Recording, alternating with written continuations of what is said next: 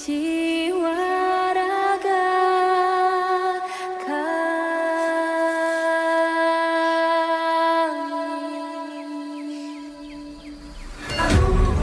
Assalamualaikum warahmatullahi wabarakatuh. Selamat pagi, salam sejahtera bagi kita semua. Salam Om Swastiastu, Namo Buddhaya, salam kebajikan. Yang terhormat Ibu Dr. Dwi Hasmidiani, Magister Sains, dan Ibu Dian Eka Amrina, Sarjana Pendidikan Magister Pendidikan. Halo semuanya, perkenalkan nama saya Irinawati dengan NIM 060311823224. Di sini saya akan menyelesaikan ujian tengah semester pada mata kuliah Ekonomi Mikro dengan studi kasus kenaikan harga barang pokok menjelang Ramadan dan Hari Raya Idul Fitri dengan konsep permintaan dan penawaran. Adapun tujuan dari mempelajari konsep permintaan dan penawaran adalah untuk memahami hubungan antara keduanya dalam menentukan harga dan kuantitas barang atau jasa yang diperdagangkan. Dengan konsep ini juga, pelaku bisnis dapat menghindari adanya kerugian dengan menyesuaikan produksi dan harga sesuai dengan permintaan dan penawaran yang ada di pasar.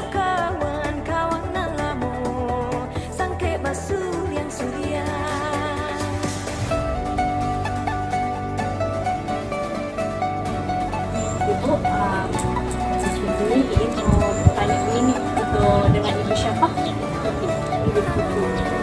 Kan ini kan punya observasi ya tentang kenaikan harga barang pokok menjelang Ramadan dan juga Lebaran.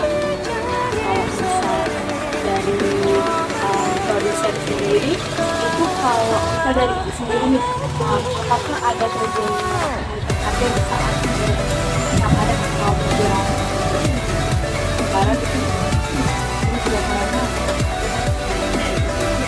Jadi sekarang udah pada naik gitu ya.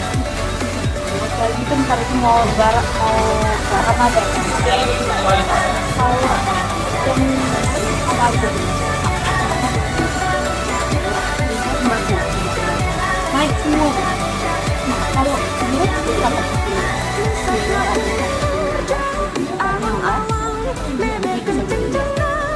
Kalau ke kampung sebagai murah atau bahkan mahal dari seperti ini. Selisih 1.500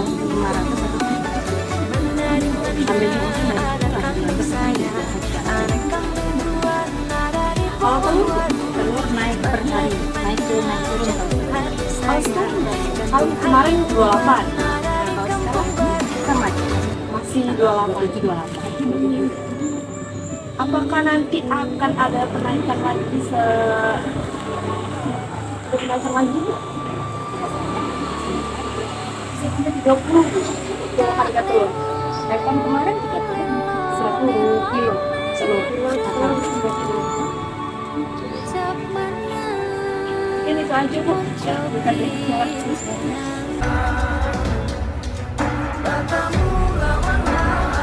Nah, pada video sebelumnya sudah kita lakukan hasil observasi wawancara di mana konsumen mengakui bahwasannya harga barang pokok akan melonjak tinggi seketika bulan Ramadan dan Lebaran tiba. Begitu juga dengan permintaan konsumen atas barang dan jasa tersebut. Permintaan dan penawaran adalah konsep dasar dalam ekonomi mikro yang menggambarkan interaksi antara penjual dan pembeli yang ada di pasar. Permintaan itu sendiri ialah di mana jumlah barang atau jasa yang ingin dibeli oleh masyarakat dengan berbagai tingkat harga dan waktu tertentu. Sedangkan penawaran adalah banyaknya barang dan jasa yang ditawarkan penjual pada kondisi pasar, period, dan tingkat harga tertentu. Secara umum, kenaikan harga sembako di bulan Ramadan biasanya dipengaruhi oleh beberapa faktor. Di antaranya, yang pertama, ketidakseimbangan jumlah suplai dan demand sembako. Hal ini menyebabkan terjadinya lonjakan harga barang menjelang Lebaran atas permintaan terhadap suatu komoditas cenderung naik atau tinggi sementara jumlah kesediaan barangnya dalam jumlah yang tetap. Yang kedua, panjangnya rantai distribusi sembako, sedangkan terjadi kenaikan permintaan yang meningkat di berbagai daerah, sehingga mengakibatkan beban ongkos distribusi menjadi lebih besar, terlebih yang di tempat yang jauh dari produsen. Selain itu, tidak dipungkiri masih adanya pihak yang tidak bertanggung jawab yang ingin meraup keuntungan yang lebih banyak. Pihak yang nakal ini biasanya membeli barang atau produk dari petani dengan jumlah besar, kemudian ditimbun dan dijual pada saat persediaan pasar menipis dengan harga yang tinggi. Kurang dari 1 minggu lagi, seluruh umat Islam yang ada di dunia akan merayakan hari kemenangannya. Setelah berpuasa selama 1 bulan penuh, sudah menjadi tradisi menyambut hari kemenangan.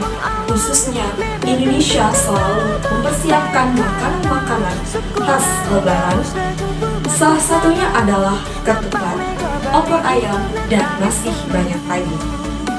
Tapi tahukah Anda, pada kesempatan itu juga kerap dimanfaatkan oleh para pedagang di pasar. Mereka sesuka hati untuk menaikkan kebutuhan pokok demi meraup keuntungan yang lebih besar. Nah, adapun solusi yang dapat kita terapkan untuk mengatasi kenaikan harga sembako pada saat menjelang Lebaran. Yang pertama, menyeimbangkan produksi dengan kebutuhan. Setelah kita menjalankan ibadah puasa di bulan Ramadan, kemudian dilanjutkan dengan Hari Raya Idul Fitri, masyarakat kita biasanya mulai bersiap-siap menyambut dengan mulai mencari semua kebutuhan pokok untuk persediaan. Hal ini yang menyebabkan pola konsumsi di masyarakat mengalami perubahan. Peristiwa ini membuat kenaikan harga-harga barang pokok di pasar sering terjadi berulang setiap tahunnya. Untuk mencegah peristiwa kenaikan harga-harga tersebut, dibutuhkan peranan penting dalam berbagai sektor produksi barang untuk mengetahui kebutuhan masyarakat. Yang kedua, operasi pasar. Menjelang puasa, pasti harga kebutuhan mulai mengalami kenaikan drastis. Guna menekan kenaikan harga kebutuhan pangan, pemerintah seharusnya menaikkan volume operasi pasar, terutama pada daerah-daerah yang rawan dengan kenaikan harga. Operasi pasar ini wajib dilaksanakan untuk mencegah para pelaku menaikkan harga semaunya. Tujuannya adalah melindungi masyarakat agar tidak terbebani dengan kenaikan-kenaikan harga barang pokok. Yang ketiga yaitu pengendalian stok, di mana kenaikan harga pangan di dunia ternyata sangat berimbas pada harga pangan di dalam negeri. Apalagi hampir semua bahan pangan yang ada di pasar diperoleh dari impor. Selagi Indonesia masih bergantung pada pasokan impor, kenaikan harga pangan dunia yang dipastikan akan terus terjadi pada setiap tahunnya, akan berujung pada tambahan beban seorang masyarakat.